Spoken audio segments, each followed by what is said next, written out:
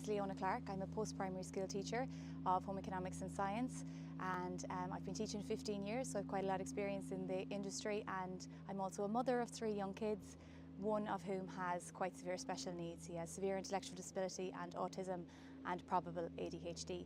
So I have experience from both sides, from the teaching aspect of education, but also from the parental side. And I suppose I feel very strongly that in the upcoming budget and in the next few weeks, we really do need to see some strong leadership over school places for all.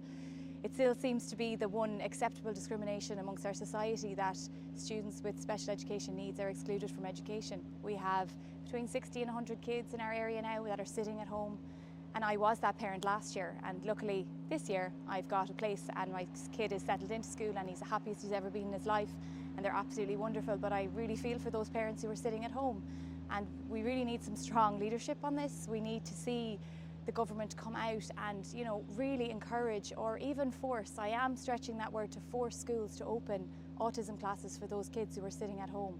If there's a need in a community, I feel that little kids should be attending their local community school with their siblings. I have a nephew myself who attends a different school to his 2 siblings, and that's very difficult for his mother to send them off on 2 separate buses in the morning, you know. And that's a big thing. They're travelling, they're being bussed all over the country. Like that particular scenario, they're travelling 40 minutes, so he's travelling 40 minutes to school, where his 2 siblings are walking 2 minutes up the road. And like that seems to be an acceptable discrimination within our society, and I feel it's undeniably wrong. And do you feel that those children would benefit better being in the mainstream or within the mainstream schools?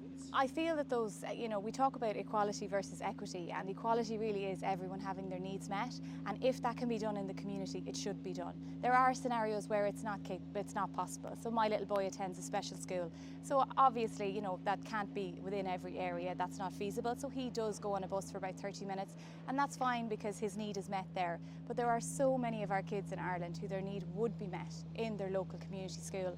And that's such an ideal thing to do for the holistic development of a child. They should be where their community are, where their siblings are, where their neighbours are going to school. They're seen within the community and accepted in our community, because essentially, who are we as a country if we're not looking after our vulnerable children? And I suppose, as you said, if and when they're seen in the community, there's more acceptance and there's less isolation. Absolutely, and it benefits everybody. So the parents are feeling part of the community. They're meeting other parents from down the road. And we have a new Ireland. We have lots of people coming into Ireland who aren't coming in with family support networks that say I might have, having been born here. And where will they get those networks? At the school gates, in the local clubs, in the local, you know, fellow parents, and that's what's needed. We need to be focusing on the community and not shipping our kids all over the different counties. You know, it's fundamentally wrong, and I feel that it's something they need to take a strong leadership role on in our next budget.